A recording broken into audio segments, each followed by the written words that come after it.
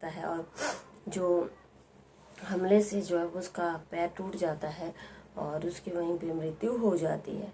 जी हाँ दोस्तों, राधे राधे, आदाब, नमस्कार, सत श्री अकाल। आप सब लोग कैसे हो? उम्मीद करती हूँ कि आप सब लोग अच्छे से होंगे। आप सब लोगों का मेरे यूट्यूब चैनल पे दोस्तों बहुत ज़्यादा दिल से हार्दिक अभिनंदन है।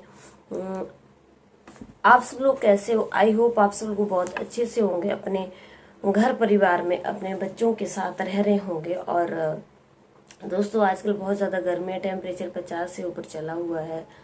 और अगर आप राजस्थान से हो तो राजस्थान में तो बहुत बुरी हालत है। चूरू में जो है वो 50 से ऊपर टेम्परेचर हो चुका है। तो बहुत ज़्यादा सेफ्टी से रहें और पानी का प्रयोग जो है वो बहुत ज़्यादा करें, बहुत ज़्यादा पानी पिएं और बुजुर्ग लोगों का खासकर अपने घर में बहुत ज़्यादा ध्यान रखें। चलिए दोस्तों, आज की कहानी की शुरुआत करते हैं उत्तर प्रदेश के देवरिया से। उत्तर प्रदेश के देवरिया की ये कहानी है जिसमें क्या होता है कि संजेश कुमार की शादी जो है वो 15 साल पहले होती है। अब संजेश के जो है वो 2 बेटे हैं और एक 14 साल का है और एक 8 साल का है। संजेश का छोटा भाई जो है वो, जिसका नाम देवीलाल है, वो भी घर में रहता है। पूरा परिवार जो है वो घर में रहता है।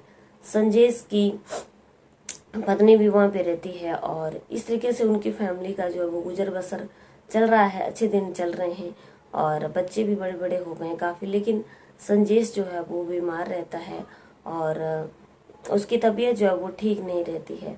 आए दिन जो है वो दोनों भाइयों में बहुत झगड़ा होने लगा और झगड़ा रोज होने लगा। झगड़ा होने की वजह ये थी कि क्या होता है कि संजेश जो है वो अक्सर बीमार रहता है। इस भी संजेश की जो पत्नी है उसका अपने जो देवर है देवीलाल, उसके साथ संबंध बन जाते हैं। प्रेम के जो है वो आपस में इन लोगों के संबंध बन जाते हैं और संजेश की पत्नी जो है वो अपने देवर के साथ जो है वो प्रेम कर बैठती है, उसको अपना दिल दे बैठती है। और हालत ये होती है कि वो दोनों जो हैं वो एक दूसरे के बिना नहीं रह सकते हैं।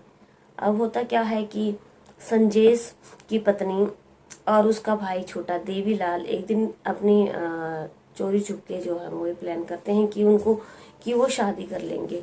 और क्योंकि वो शादी के बिना, एक दूसरे के बिना जो है वो नहीं रह पा रहे हैं, तो उन्होंने क्या किया कि उन्होंने शादी कर ली और शादी करके दोनों घर में आ गए। कोर्ट में उन्होंने मैरिज कर ली।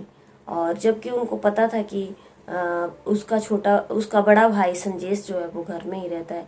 अब जब ये दोनों शादी करके घर को आ गए तो जब संजेश को इस चीज़ का पता चला तो उनमें और लड़ाई झगड़ा जो है वो होने लगा। और परिवार के लोगों ने काफ़ी दुख मनाया।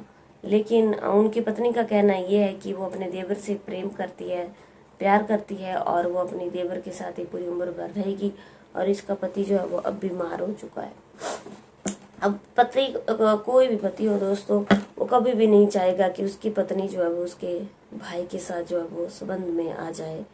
अब क्या होता है कि दोनों की काफ़ी भाइयों में भी आपस में लड़ाई होने लगती है। संजेश की और देवीलाल की आपस में बहुत ज़्यादा झगड़ा होने लगता है और आए दिन लोगों में आपस में कलह चलता है। अब क्या था कि 24 मई को जो है वो इनके घर में काफ़ी लड़ाई झगड़ा होता है। 24 मई 2024 की बात है और इनमें खूब मारपीट होती है। अब होता क्या है कि ये जो इसका भाई होता है, बड़ा भाई संजेश में और देवीलाल में जो है वो काफ़ी झगड़ा होता है। अब संजेश जो है वो थोड़ी देर के बाद छत के ऊपर सोने के लिए चला जाता है और झगड़ा जो है वो बंद हो जाता है। मतलब उस वक्त उनके घर में कोई भी लड़ाई नहीं हो रही होती है। अब होता क्या है कि थोड़ी देर के बाद संजेश को कुछ चीज़ चाहिए होती है तो वो नीचे आता है।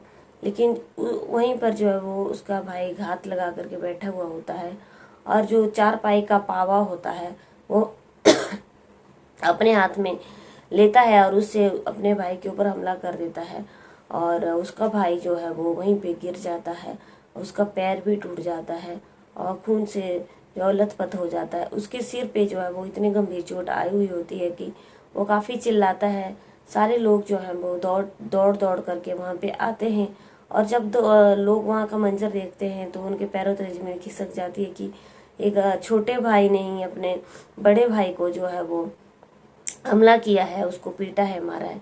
अब होता क्या है कि आनन फान में जो है वो उनको हॉस्पिटल ले जाया जाता है, जहाँ पे जो है वो डॉक्टर उसको मृत घोषित कर देते हैं कि वो तो खत्म हो चुका है, वो पहले ही मर गया है। अब पुलिस लोग जो है पुलिस को फोन कर देते हैं। जब पुलिस आती है तो पुलिस सारी घटना का मुआयना लेती है और पुलिस जब पूछताछ करती है तो पता चलता है कि जो उसका भाई है वो अपनी भाभी से प्रेम करता है, प्यार करता है और उन्होंने जो 15 दिन पहले शादी की है। अब जब पुलिस अपने सबूत इकट्ठा करती है और बयान लेती है तो जो उसका भाई होता है उससे पूछताछ की जाती है। जो भाई है वो अपनी पूछताछ में अपनी सारी बात बता देता है कि जो मृतक था वो उसका बड़ा भाई था और वो उसकी जीवन में जो बाधा बन रहा था, क्योंकि बड़ा भाई की शादी जो है वो उसकी भाभी से 15 साल पहले हुई थी और दोनों के 2 लड़के भी हैं। लेकिन अब क्या होता है कि उसका भाई जब वो बीमार हो जाता है, बीमार रहने लगता है, तो इसी बीच जो है वो इसकी जो भाभी होती है देवर के साथ उसके संबंध बन जाते हैं। वो कहता है कि मेरे भाभी के साथ मेरा संबंध बन गया और मैं अपनी भाभी के साथ पूरी उम्र भर रहना चाहता हूँ, इसलिए हम दोनों ने 15 दिन पहले ही जो है वो कोर्ट मैरिज कर ली थी, हमने मैरिज कर ली थी। और इस बात का जब उसके भाई संजेश को पता चल गया तो उसने बहुत ज़्यादा इस चीज़ का विरोध किया और फिर उनके घर में और आए दिन लड़ाई झगड़ा और होने लगा। और उस दिन उनके घर में बहुत ज़्यादा लड़ाई झगड़ा हो रहा था तो उन्होंने चारपाई के पावे को उठाकर वो कह रहा था कि उसने उसके ऊपर हमला कर दिया, जिससे उसकी जान चली गई। क्योंकि हम लोग चाहते थे कि हमारा रास्ते का कांटा जो है वो साफ हो जाए। अब क्या था, जब सब लोगों ने उसके बयान सुने तो सब लोग हैरान रह गए कि भाई के अंदर दूसरे भाई की जान होती थी, एक वक्त ऐसा भी था। और अब आज वक्त ऐसा आ गया है कि पत्नी की अपनी प्रेमिका की खातिर, अपनी भाभी की खातिर उसने अपने सगे भाई को मौत के घाट उतार दिया। अब जब पुलिस इन सारी बातों को सुनती है तो पुलिस अब उसके भाई को अरेस्ट कर लेती है और अपने साथ जेल में ले जाती है। अब होता क्या है दोस्तों, संजेश जो है वो ये दुनिया छोड़ करके जा चुका है और जो उसका भाई है उसके मारने की वजह से जो है वो जेल में चला गया। अब पीछे जो है वो उसकी भाभी, जिस भाभी के चक्कर में जो है उसने अपने प्रेमिका भाभी के चक्कर में जो है वो ये सारी चीजें की, अब वो जेल में जा करके बैठ गया और उसने अपने हाथों से अपने भाई का भी कत्ल कर डाला। इस कहानी से दोस्तों हमें सीख क्या मिलती है? इस कहानी से हमें यही सीख मिलती है कि इंसान को अपनी मान मर्यादा में रहना चाहिए। इंसान को अपनी मर्यादा में रह करके कुछ भी नहीं भूलना चाहिए कि वो क्या है और किसका रिश्ता उसके साथ क्या कैसा है।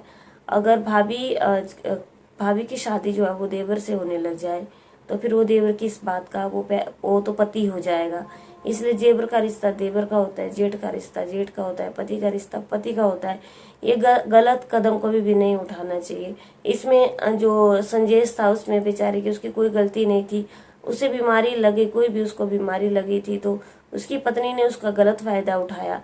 देवर के साथ जो है वो पत्नी को भी जेल होनी चाहिए, उम्र कैद की सजा इन लोगों को मिलनी चाहिए ताकि इनको पता चले कि उन्होंने कितनी बड़ी गलती की है। बेचारे संजेश की इसमें क्या गलती थी, उसको बिना वजह के अपनी मौत को जो है वो मर गया, उसकी मौत उसको आ गई। मौत उसको आई नहीं बल्कि उसको मारा गया। ऐसे भाई, ऐसे कलयुगी भाई होने से तो अच्छा है कि भाई हो ही नहीं।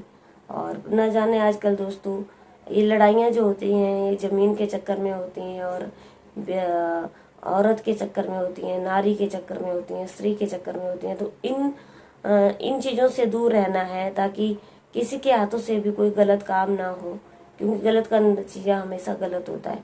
आशा करती हूँ दोस्तों आप लोगों को मेरी कहानी अच्छी लगी है दोस्तों। लाइक शेयर कमेंट जरूर करना और मुझसे गलती हो गई होगी दोस्तों तो माफ़ी चाहती हूँ। कल की वीडियो में आप लोगों से फिर से मुलाकात होगी, तब तक बने रहिए मेरे चैनल पे। जय हिंद, जय भारत।